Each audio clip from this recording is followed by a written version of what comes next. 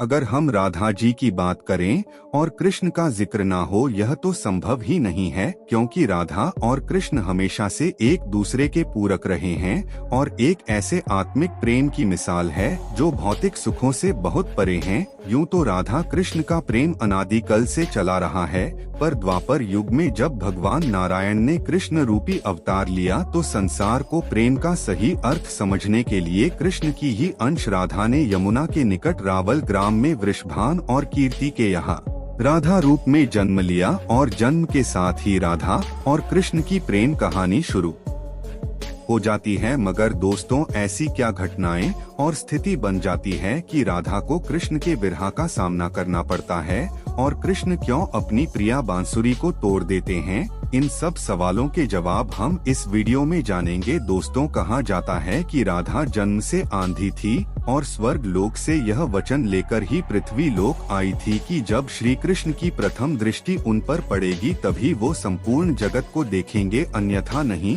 तो देखा आपने कैसे शुरुआत से ही दोनों एक दूसरे से जुड़े रहे हैं। बचपन से ही कृष्ण अपनी लीलाओं और बांसुरी की मधुर धुन से पूरे बरसाना वीडियो का मैन मोहित करते रहते हैं और राधा और कृष्ण तो 8 साल की उम्र से ही अपने प्रेम का आनंद लेने लगे। द श्री कृष्ण को अपने जीवन में राधा और बांसुरी दो ही सबसे प्रिया द जो आपस में एक दूसरे से गहराई से जुड़े द जब भी श्री कृष्ण बांसुरी बजाते राधा उनके पास दौड़ी चली आती और घंटे बांसुरी की धुन में मग्न रहती। जो उनके प्रेम को और बढ़ता गया। वो यमुना नदी के तट पर बैठकर घंटे समय व्यतीत करते द पर उनका यह सुखद समय कुछ ही वर्षों का था, क्योंकि जैसे कृष्ण के मामा कंस को उनके वृंदावन में होने का पता चला उसने तुरंत ही कृष्ण को मथुरा में युद्ध का निमंत्रण दे दिया, जिसके लिए कृष्ण को अपनी यशोदा मैन और पूरे गांव के साथ राधा को भी छोड़कर जाना था। कृष्ण और राधा दोनों को पहले से पता था कि कृष्ण अब वृंदावन वापस कभी नहीं आ पाएंगे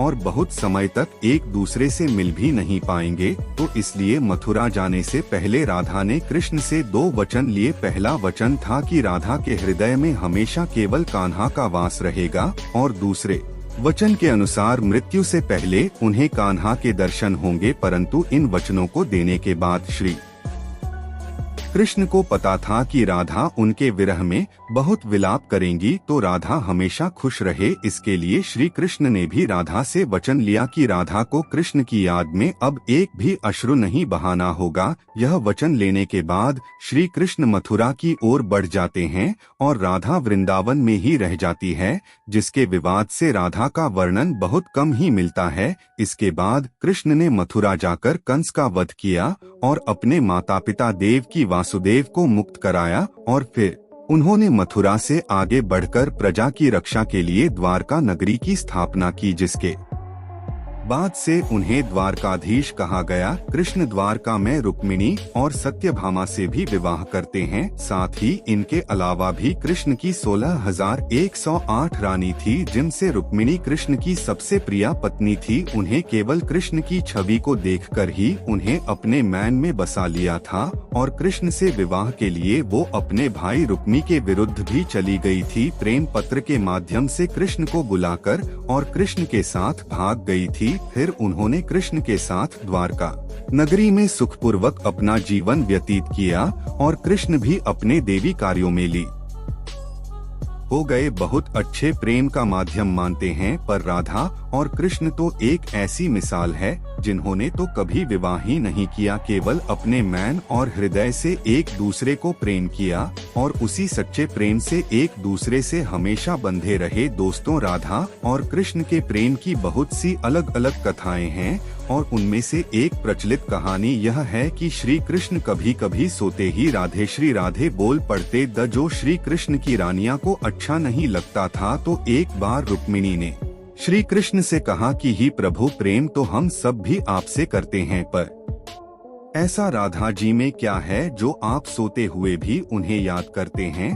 तो कृष्ण बोले, तुम एक बार राधा से मिलाओ, फिर तुम्हें खुद ही पता चल जाएगा, और उनके लिए कुछ लेते हुए भी जाना। जिसके बाद रुक्मणी राधा जी के लिए बहुत गर्म दूध ले जाती है और राधा के महल के द्वार पर पहुंचती है, जहां वो तेज और उज्ज्वल स्त्री को खड़ा देखती है। मैं तो उनसे पूछती है कि क्या आप ही राधा हो? तो वो कहती है, नहीं, मैं राधा नहीं, उनकी सेविका हूँ। राधा रानी तो 7 द्वार के अंदर मिलेगी। तो रुक्मिणी जी 1-2 करके ऐसे सभी दीवारों को पार करती जाती है। दोस्तों, जब वो राधा रानी के कक्ष में पहुंचती है तो उन्हें पता चलता है कि राधा कई रातों से कृष्ण नाम जपते हुए जगती रही है और अभी ही उन्हें निद्रा आई है। रुक्मिणी राधा की सखियों से कृष्ण द्वारा मिलने के लिए कहने के बारे में बताती है, तो उतने में ही राधा उठ जाती है और कहती है कि कृष्ण ने आज मुझसे मिलने के लिए किसी को भेजा है। रुक्मिणी आश्चर्यचकित हो जाती है। केवल कृष्ण जी का नाम लेने से राधा जागृत हो गई और उन्हें के बारे में पूछने लगी। इतना ही नहीं, जब राधा को पता चला कि कृष्ण ने उनके लिए प्रसाद भेजा है, तो वो बिना कुछ सोचे रुक्मिणी से वो गर्म दूध लेकर पी जाती है, जिसे देखकर रुक्मिणी हैरान रह जाती है। फिर वो राधा जी से बातें वापस ले जाती है। यह सब हो जाने के बाद जब रात्रि के समय रुक्मिणी श्री कृष्ण के पैर दबाती है तो देखती है कि उनके पैरों में चले पड़े हुए हैं, जिस देखकर वह हैरान रह जाती है और पूछती है कि प्रभु, आप कहाँ पैदल गए जो आपके पैरों में चले पद गए? तीसरी कृष्ण बोले, आपने गलती से राधा जी को गर्म दूध पिलाया था, जो राधा एक ही बार में पी गई थी, जिससे उनके हृदय में चले पद गए हैं और उनके हृदय में हमेशा मेरे चरण कमल विराजमान रहते हैं, जिससे मेरे पैरों में भी चले पद गए। तब फिर रुक्मिणी को राधा और कृष्ण के प्रेम की पराकाष्ठा का पता चलता है कि प्रेम शरीर से नहीं आत्मा से होता है, जो हमेशा राधा के हृदय में कृष्ण के चरण कमल के रूप में विराजमान रहता है। एक कथा में आता है कि ब्रह्मा जी ने पृथ्वी लोक आकर वृंदावन में पहले राधा और कृष्ण का विवाह करवाया था, पर इसके बारे में ज्यादा जानकारी नहीं है। राधा भी वृंदावन में कृष्ण की भक्ति के साथ अपना जीवन व्यतीत करने लगती है और कहा जाता है कि यादव पुत्र अभिमन्यु आयन से उनका विवाह भी हो जाता है। पर अभिमन्यु को महर्षि दधीचि का श्राप था कि अगर वो राधा को छुएगा तो भस्म हो जाएगा। इस प्रकार राधा विवाह के पक्ष भी कृष्ण के प्रेम से स्वतंत्रता पूर्वक जुड़ी रहती है। बहुत वर्षों बाद जब राधा अपना वैवाहिक जीवन बहुत अच्छे से निभा लेती है, वो समस्त जिम्मेदारियां से मुक्त हो जाती है, तो फिर वो कृष्ण के पास द्वारका आती है। द्वारका पहुंचने के पक्ष राधा और कृष्ण आपस में मौन रहते हुए मैन की अभिव्यक्तियों से घंटे एक दूसरे से बातें करते रहे। कृष्ण के अलावा द्वारका में राधा को कोई पहचान भी नहीं पाया। फिर राधा कृष्ण के महल में निवास करने लगी और कृष्ण ने भी उन्हें महल में देविका के रूप में नियुक्त किया, जिससे राधा महल में कम करने के साथ साथ समय मिलने पर कृष्ण की भक्ति और उनसे प्रेम पूर्वक बातें कर सकती थी। परंतु कृष्ण तो अब अपने राज्य पथ भी अन्य कार्यों में व्यस्त रहते। दूसरी ओर राधा अपने पुराने कृष्ण को ही याद करती थी, तो कृष्ण का पुराने दिनों जैसा साथ ना पाकर राधा का मैन और अधिक व्याकुल रहने लगा और उन्हें डर सताने लगा कि कृष्ण की जो मनोहर छवि उनके हृदय में है वो कहीं धूमिल ना हो जाए। इसी डर से राधा ने चुपचाप तरीके से राजभवन और द्वारका नगरी भी छोड़ दी। जिसके बाद ऐसे ही कुछ समय और बिताने के बाद जब राधा का अंतिम समय पास आने लगा, तब उन्होंने कृष्ण का स्मरण कर उन्हें अपने वचन की याद दिलाई। राधा के स्मरण करते ही कृष्ण वहां दौड़े दौड़े चले आए, परंतु राधा की अत्यंत दयनीय स्थिति देखकर वह अत्यधिक भावुक हो गए और उन्होंने राधा से अंतिम समय में कुछ मांगने को कहा, जिस पर राधा ने उनके सामने एक ही इच्छा प्रकट की थी कि वो अपने जीवन के अंतिम चरणों में कृष्ण का वही रूप देखना चाहती है।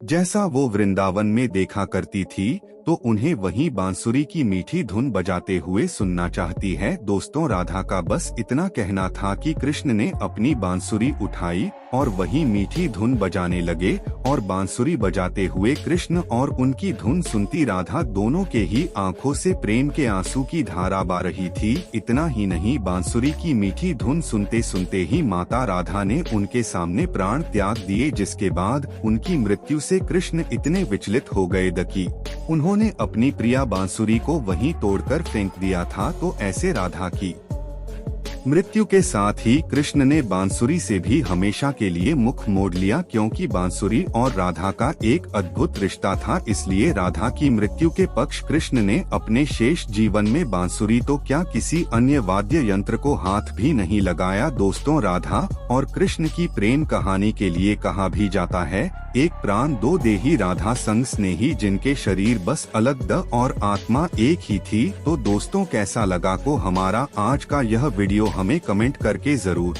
बताइए, और जाते जाते चैनल को सब्सक्राइब जरूर कर दीजिएगा। Thanks for watching.